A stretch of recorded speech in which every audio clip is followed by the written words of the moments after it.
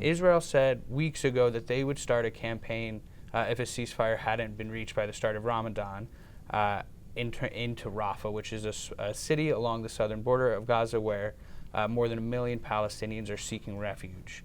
That being said, we also know that the month of Ramadan is often a time where Israeli-Palestinian tension can inflame because of the religious aspects of the holy month of Ramadan.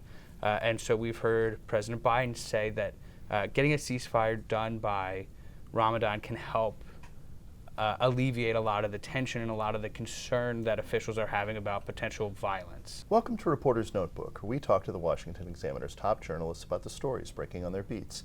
I'm Jim Antle, and I'm joined today by defense reporter Mike Brest. Mike, we've sort of put Ukraine and Russia and that war on the back burner a little bit with all of the things going on at home and also all of the various situations abroad, but we really had a close call that could have potentially escalated things a bit, no? You're 100% right. Earlier today, President Zelensky was with the Prime Minister of Greece, and they were in Odessa when a Russian missile landed about 200 meters from them, about 650 feet from them, and this could have been a catastrophic situation had they been hurt. Yes, there were fatalities involved in this strike, but both President Zelensky and the Greece Prime Minister are okay. And so it became very close to a very significant NATO incident that could have potentially invoked Article 5, which would have seen all of the NATO alliance come to Greece's defense, as well as, and likely in Ukraine to do it.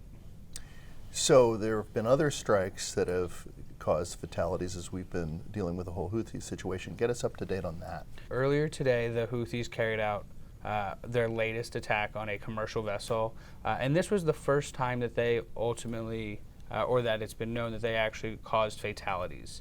At this exact moment, 2 people are believed to be dead. There are a couple more that have been injured and a couple who are unaccounted for, so the death toll could continue to rise.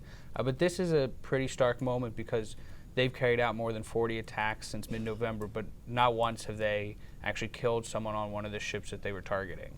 So this could be a pivotal moment, but it also is worth mentioning that back in November they targeted a ship that they seized and are still holding that crew hostage. So it's not the first time that they put people's lives at stake, but this is the first time that they caused deaths that we're aware of.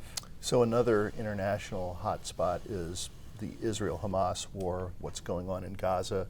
There have been all of these talks about the hostages taken by Hamas. Where are we with that right now? It's important to recognize that these negotiations have been going on for months. They literally have been going on since the last ceasefire in late November ended. And so the U.S., Egypt, and Qatar have all been meeting with Hamas and Israeli officials to try and get another ceasefire agreement. U.S. officials said this week that Israel had essentially agreed to a framework and it was now on Hamas to do the same. The framework of that deal, as the U.S. laid it out, was that it would be 6 weeks minimum of a ceasefire. There would be a surge of humanitarian aid into the Strip that's desperately needed, and in exchange, Hamas would release the hostages, primarily and first would be the vulnerable hostages, the sick, the wounded, the elderly, and women. And so we heard earlier today Hamas say that they had been flexible in negotiations, and it's actually Israel that's being the non-responsive party in these negotiations. That being said, we heard President Biden last week say he thought a ceasefire would be possible by now, but the deadline that's looming is March 10th, this weekend, which is the start of Ramadan. Israel said weeks ago that they would start a campaign if a ceasefire hadn't been reached by the start of Ramadan into Rafah, which is a city along the southern border of Gaza where more than 1 million Palestinians are seeking refuge.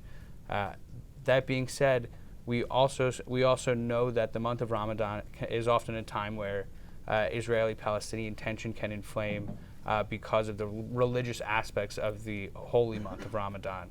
And so we've heard President Biden say that getting a ceasefire done by Ramadan can help alleviate a lot of the tension and a lot of the concern that officials are having about potential violence. Thank you, Mike. You can read Mike and the rest of our national security team's coverage at WashingtonExaminer.com.